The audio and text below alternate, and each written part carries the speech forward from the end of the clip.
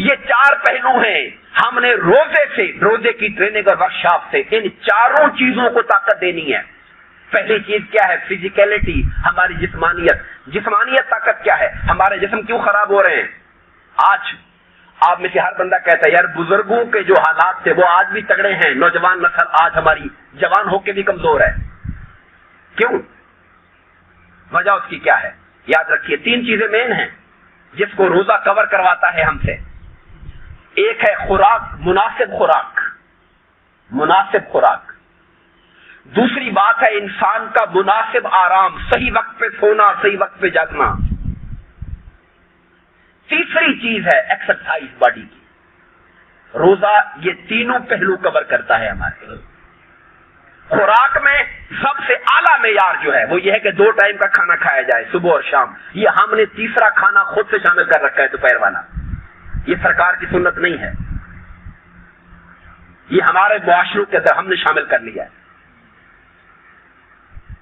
ہم نے تو اس پر بھی بس نہیں کی. پھر زہرانے کے بعد اثرانہ بھی کرتے ہیں، عشائیہ بھی ہوتا ہے پھر.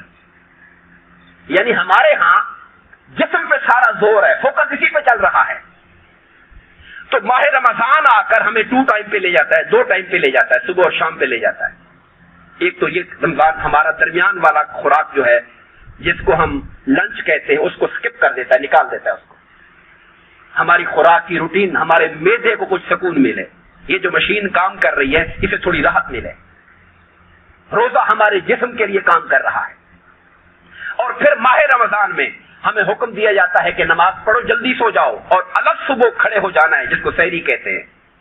الگ صبح کھڑے ہو جانا ہے. یاد رکھیے ہمارے دین کا پسندیدہ شیڈول کیا ہے کہ رات کو جلدی سو جاؤ.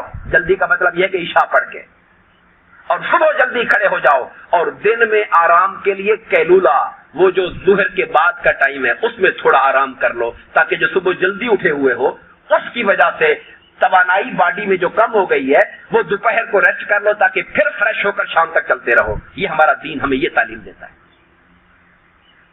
اب ہم کیا کر رہے ہیں اس پر مجھے گفتگو کی ضرورت نہیں ہے، یہ آپ بہتر سمجھتے ہو ہم کیا کر رہے ہیں. ہمارے ہاں تو رمضان کے ساتھ بھی لوگوں نے مذاق بنا لیا کہ ساری رات جاگتے رہنا ہے اور پھر سارا دن سوئے رہنا ہے. 2-2:30 بجے اٹھیں گے جا کر تو پھر ظہر پڑھیں گے اور پھر روزے کا تاکہ وہ جو پیریڈ ہے وہ ہمارا چھوٹا بن جائے، 4 گھنٹے آخر میں بچ جائیں گے، ظہر اثر مغرب. ہم نے ہر چیز میں جگاڑ لگا لیا، ہر چیز کے اندر اس کے اندر نیگیٹو چیزیں پیدا کر لی اور جو اس کا مقصود تھا اس کو ہم نے ختم کر ڈالا. روزہ ہماری جسمانیت پر یہ توجہ کروا رہا ہے. دوسری چیز ماہ رمضان کا روزہ وہ جو انٹلیکچولی سطح پر ہمارے ذہن کیا ہے؟ ذہن علم ہے. روزہ ہمارے علم میں اضافہ کرے.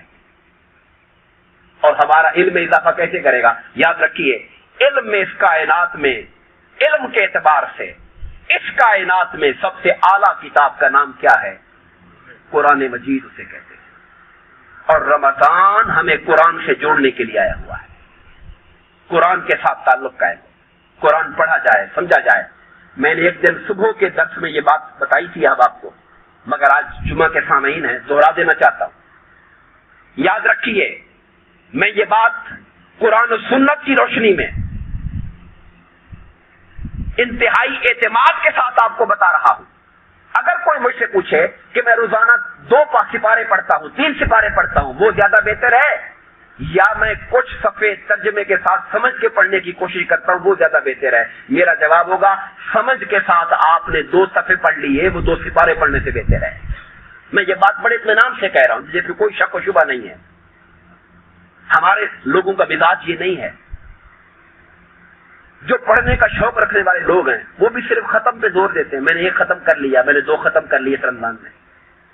میں پڑھنے کے ثواب کا منکر نہیں ہوں، اس کا سبب قرآن ایسی عظیم کتاب ہے. آپ پڑھنے کی بات کرتے ہو، قرآن کو تو دیکھتے رہنا بھی عبادت ہے. یہ تو وہ عظیم کتاب ہے. مگر خدا نے قرآن کو اتارا کس لیے ہے؟ اتارا کس لیے ہے؟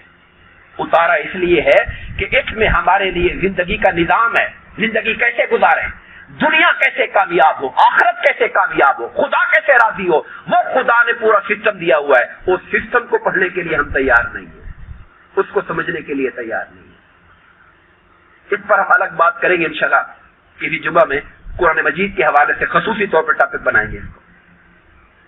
تیسری چیز جو ہے وہ ہے ہمارے ایموشن، ہماری جو جذباتیت ہے، روزہ اس کے اندر ہمیں ایک سبق دینے۔ حدیث پاک کا حوالہ دیتا ہوں، سرکار نے فرمایا اگر تمہارے ساتھ، روزے داروں سے کہا، تمہارے ساتھ کوئی لڑائی کرے، کوئی برا بھلا کہے تو جواب میں کیا کہو انی صائم، میں روزے دار ہوں۔ کوئی بندہ بری حرکت کر رہا ہے آپ کے ساتھ، غصہ دلانے والی، کسی نے گالی دے دی، کسی نے کوئی تکلیف پہنچا دی، تو فرمایا جواب میں کہو انی صائم، میں روزے دار ہوں۔ بھائی میں تمہاری حرکت کا جواب نہیں دوں گا، میرا روزہ مجھے روک رہا ہے اس بات سے۔ تو روزے سے ہمیں سبق لینا ہے اپنے آپ کو، اور وہ سبق یہ ہے کہ ہمیں جو غصہ آتا ہے، ہمارا جو زبان پہ کنٹرول نہیں، منہ سے گالیاں دیتے ہیں، بد زبانی کرتے ہیں، اور کچھ نہیں تو غیبت سارا دن چلتی رہتی ہے، جب بھی کوئی بندہ آ کے بیٹھتا ہے تو اس کا حال احوال کم اور تیسرے کے گلے زیادہ ہوتے ہیں۔ یہ ہمارے معاشرے کا چلن بن گیا ہے۔ الزام عورتوں پہ دیتے ہیں مگر کوئی بندہ بھی خالی نہیں ہے، مرد بھی اسی کام میں لگے ہوئے ہیں، حالانکہ ہمارا دین یہ کہتا ہے کہ جو بندہ غیر حاضر ہے اس کے بارے میں خیر کے سوا کوئی بات نہ کرو، وہ سامنے آئے تو پھر بات کر لینا۔ اگر آپ کو گیلا شکوہ ہے، کچھ بتانا ہے تو سامنے بتاؤ، ساری دنیا کو بتاتے رہنا، بدنام کرنا اگلے انسان کو معاشرے کے اندر۔ جب انسان تیسرے بندے کو بتاتا ہے یار تجھے پتا چلا اس نے کیا کیا، اصل میں تو آپ نے اس کو بدنام کرنے کا ارادہ رکھتے ہیں، اس کو ذلیل کرنا چاہتے ہیں معاشرے کے اندر، اس لیے آپ اس کا ذکر کرتے ہیں، پتا چلا اس نے کیا کیا، پتا چلا اس نے کیا کیا۔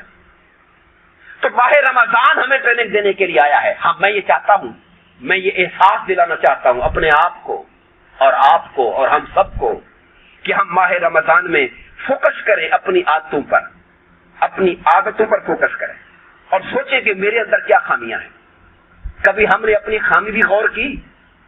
وہ کہتے ہیں، وہ غالباً بہادر شاہ ظفر کا شعر ہے، رہے دیکھتے اوروں کے عیب و ہنر، رہے دیکھتے اوروں کے عیب و ہنر، نہ پڑی اپنے گناہوں پہ کبھی نظر، پڑی اپنے گناہوں پہ جو نظر تو نگاہوں میں کوئی برا نہ رہا۔ اگر میں نے اپنے آپ کو دیکھا ہوتا تو مجھے لوگ برے نہ لگتے، کیونکہ ساری عادتیں میرے اندر ہی وہی پائی جاتی ہیں۔